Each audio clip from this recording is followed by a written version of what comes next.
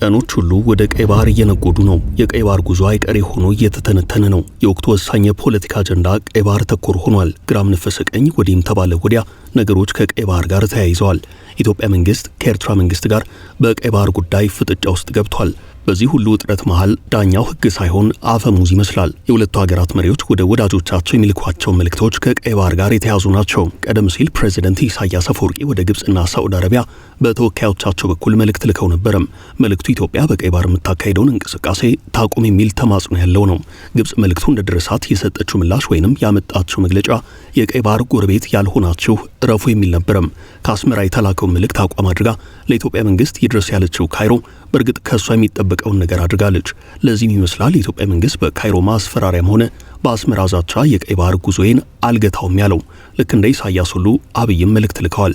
ጠቅላይ ሚኒስትር አብይ አህመድ ከአውሮፓ ፖለቲካዊ ጉብኝት በኋላ ወደ ሱዳን ጥብቅ መልእክት ልከዋል። የጠቅላዩን መልእክት ይዘው ከሄዱት ልዑካን ቡድን አባላት መካከል አቶ ሬድዋን ሁሴንና አቶ ጌታቸው ረዳ በዋነኝነት የሚጠቀሱ ናቸው። እርግጥ ስለ ሱዳኑ ጉዞ በግላጭ የወጣ መረጃ ባይኖርም ጉብኝቱ ግን በአንድም ይሁን በሌላ መንገድ ቀይ ባህርን እንደሚመለከት የበዛ ግምት አለም። አቶ ጌታቸው ረዳ ፊት አውራሪ የሆኑበት ስምረት ፓርቲ የኮሚኒኬሽን ኃላፊ አቶ ረዳይ ሐለፎም በሸራተን አዲሱ መግለጫ ላይ አቶ ጌታቸው ረዳ ለምን መገኘት እንዳልቻሉ ሲጠየቁ ትንሽ አመም አድርጓቸው ነው ሊገኙ ያልቻሉት ብለው ነበርም። እርሳቸው ይህን ቢሉም በዛው ተመሳሳይ ሰዓት አቶ ጌታቸው ረዳ ሚሊኒየም አዳራሽ ውስጥ መታየታቸው ግን አልቀረም። በሀገራዊ ምክክር ኮሚሽን የፌዴራል ባለድርሻ አካላት የጋራ አጀንዳ የማሰባሰብ ስራ ላይ አቶ ጌታቸው ረዳ ተገኝተው ነበርም። እናም ካመማቸው እንዴት ከሸራተን ቀርተው ሚሊኒየም አዳራሽ ተገኙ የሚል ጥያቄ መነሳቱ አልቀረም። የሆነ ሆኖ አቶ ጌታቸው ረዳ ታመዋል በተባሉ በሰዓታት ልዩነት ውስጥ ሱዳን መገኘታቸውን የታወቀው ይህ ራሱን ችሎ አነጋጋሪ ጉዳይ ቢሆንም ዋናው ነገር አቶ ጌታቸው ረዳ ፖርት ሱዳን የገቡበት ዓላማ ነው። ለቤት ፈላጊዎች ታላቅ የምስራች!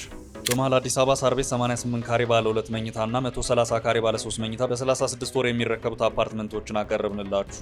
በካሬ 64200 ብር ብቻ 100% ከፍለው ሲገዙ 40% ይቀነስሎታል። ከ5.7 ሚሊዮን ጀምሮ ቅንጡ አፓርትመንቶችን አሁኑኑ ከፍሎ የግሉ ያደርጉ። ግንባታቸው ከ80% በላይ የደረሱ ሳይቶች በፒያሳ ሊሴ፣ በሶማሌ ተራ፣ በአያት አደባባይ፣ በአያት ሎሚያድ፣ በጋርመንት ሲዲሲ ውብ አፓርትመንቶችንና በፒያሳ አድዋ 00 ደግሞ የንግድ ሱቆችን አቅርበንሎታል። አሁኑን ይደውሉ። ከ7 በላይ ሳይቶችን ሰርተን አስረክበናል። ቴምር ሪል ስቴት ስልክ 0906521111 0907070762 ሱዳን በሁለቱ ጄኔራሎች ፍልሚያ ማቆሚያ ባጣ እርስ በርስ ጦርነት ውስጥ ትገኛለች። አውዳሚው ጦርነት 3ኛ ዓመቱን ይዟል። በዚህ ጦርነት ውስጥ ኢትዮጵያ፣ ኤርትራና ግብጽን ጨምሮ ሌሎች ሀያላን ሀገራት ስማቸው አብሮ ይነሳል።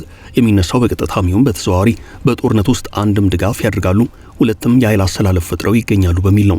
በእርግጥ ጄኔራሎቹ ለእንዲህ አይነት አስተያየት የተመቹ ሳይሆኑ አይቀሩም። ይነስም ይብዛም ሁለቱ ጄኔራሎች ከጀርባ አይዞባይ ደጋፊ ያላቸው። ጦርነቱ ፍጻሜ ያላገኘው ተፋላሚዎቹ መሸናነፍ ያልቻሉት የሚዘውሯቸው ስውር እጆች ስለበዙ ነው።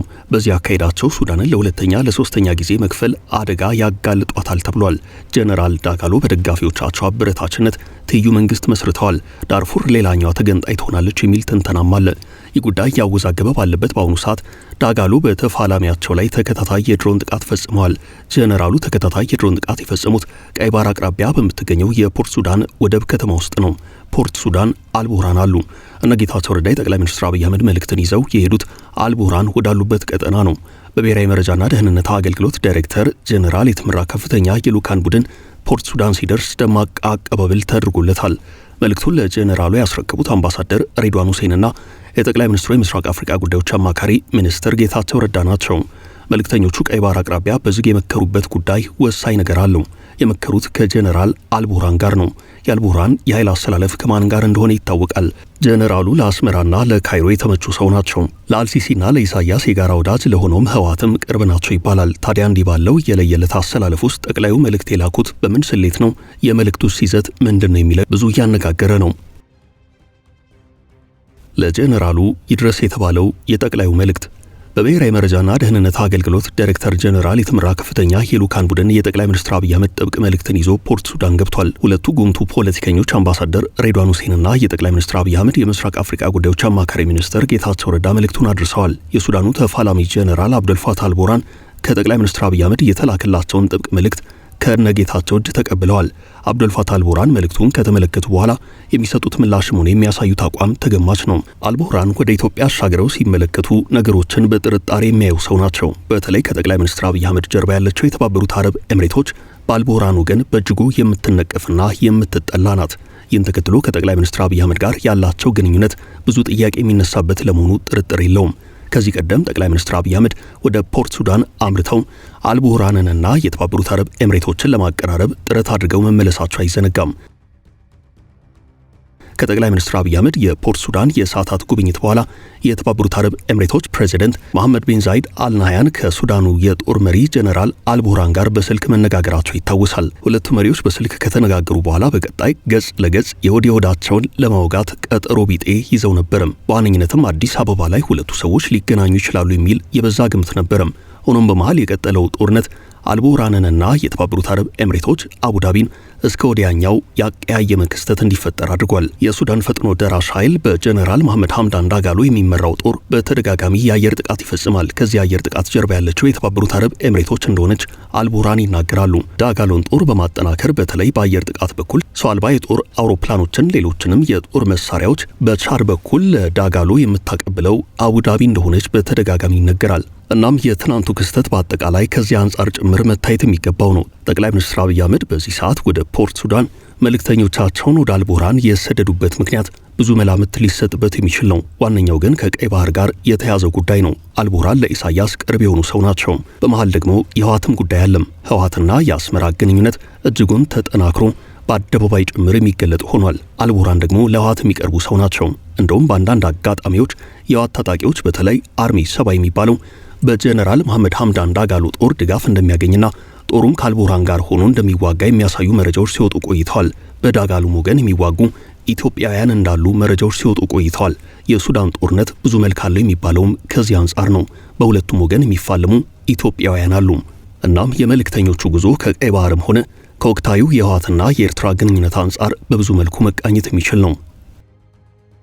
ጄኔራሎቹ በአብይና ኢሳያስ ጉዳይ ጠቅላይ ሚኒስትር አብይ አህመድ ሁለቱን ጄኔራሎች ወዳጅ አድርጎ የመቀጠል ፍላጎት አላቸው። ብዙውን ጊዜ ጠቅላይ ሚኒስትር አብይ አህመድ በሱዳኑ ጦርነት መካከለኛውን መንገድ መርጠው ለመጓዝ ጥረት እንደሚያደርጉ ይነገራል። እንዲያም ሆኖ ግን በአልቡርሃን በኩል በጥርጣሬ የሚታዩ ሰው ናቸው። ፕሬዚደንት ኢሳያስ አፈወርቂ ደግሞ ከጠቅላይ ሚኒስትር አብይ አህመድ በተቃራኒ ከአልቡርሃን ጋር ወዳጅነታቸውን ያጠባበቁ ሰው ናቸው። የዳጋሎ ኃይል በቀይ ባህር አቅራቢያ ተከታታይ የድሮን ጥቃት ሲፈጽምም ወደ ኤርትራ ግዛት ጭምር መቃረቡ ከዚህ አንጻር ትርጉም የሚሰጠው ነው።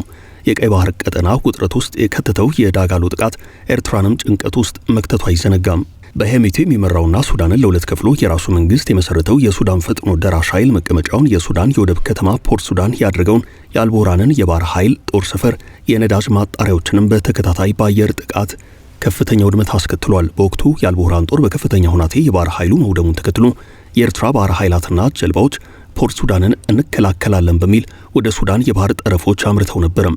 ይህን ተከትሎ አርኤስኤፍ ድሮኖችን ተጠቅሞ ፖርት ሱዳን ላይ እርምጃ መውሰዱ አይዘነጋም። እርምጃው ኤርትራንም ያሳሰበ ነበርም። የዳጋሎ ጦር በፖርት ሱዳን በኩል የኤርትራ የባህር ላይ ጀልባዎችን ቀይ ባህር ውስጥ ሊያሰጥማቸው እንደሚችል የሚያመላክቱ መረጃዎች ሲወጡ በቀጠናው ሌላ ስጋት ፈጥሮ ነበርም። በሱዳን የእርስ በርስ ጦርነት ከተቀሰቀሰ በኋላ የፈጥኖ ደራሽ ኃይሉ አይሎ አብዛኛውን ካርቱምን ሲቆጣጠር በጀነራል አብደልፋታህ አልቡርሃን የሚመራው የሀገሪቱ ጦር ኃይል መቀመጫውን ወደ ፖርት ሱዳን አዙሮ ቆይቷል። ፖርት ሱዳን የአልቡርሃን ወታደራዊ ኃይል መቀመጫ ከመሆኗ ባሻገር እርዳታ የሚተላለፍባት የወደብ ከተማ ናት። እዚች ከተማ ላይ ፍልሚያው መቀጣጠሉን ተከትሎ ኢሳያስ ስጋት ቢጤ ገብቷቸው ነበርም። የኢሳያስ ስጋት የሚመነጨው ከጠቅላይ ሚኒስትር አብይ አህመድ በኩል ነው። ሁለቱ መሪዎች መሃል ንፋስ ከገባ በኋላ የቀይ ባህር ጉዳይ መነሳቱ ጠባብ የነበረው ልዩነታቸው እየሰፋ መጥቶ አሳሳቢ ደረጃ ላይ ደርሷል። ኢሳያስ እስካሁን ምንም ምላሽ ባያገኙም የቀይ ባህር ምክር ቤት በኢትዮጵያ ጉዳይ እንዲሰበሰብ ጥሪ እስከ ማድረግ ደርሰዋል። የቀይ ባህር ካውንስል ወይንም የቀይ ባህር ምክር ቤት በመባል የሚታወቀው የ8 ሀገራት ስብስብ ጠቅላይ ሚኒስትር አብይ አህመድ በአንድ ወቅት የቀይ ባህር ካውንስልም ሆነ የአረብ ሊግን ለመቀላቀል ጥያቄ ያቀረቡበት ነው። የቀይ ባህር ካውንስል አባላት ኤርትራ፣ ግብጽ፣ ሱዳን፣ ጅቡቲ፣ የመን፣ ሳዑዲ አረቢያና ሶማሊያ ናቸው። በዋነኝነት ከቀይ ባህር ጋር የሚዋሰኑ ሀገራትን ያሰባሰበ ነው። ኢትዮጵያ የቀይ ባህር ካውንስል አባል እንዳትሆን ከጎረቤቶቿ ባሻገር በሀያላን ጭምር ከፍተኛ ጫና ሲደርስባት ቆይቷል። የአፍሪካን ሀብት ፍትሐዊ ባልሆነ መንገድ ለመጠቀም የሚጥሩ ሀያላን መንግስታት ኢትዮጵያ እንቅፋት እንዳትሆንባቸው ያስባሉ። እንዲያም ሆኖ ኤርትራና ግብጽ አባል የሆኑበት ስብስብ ለኢትዮጵያ ፈተና የበዛ ነው።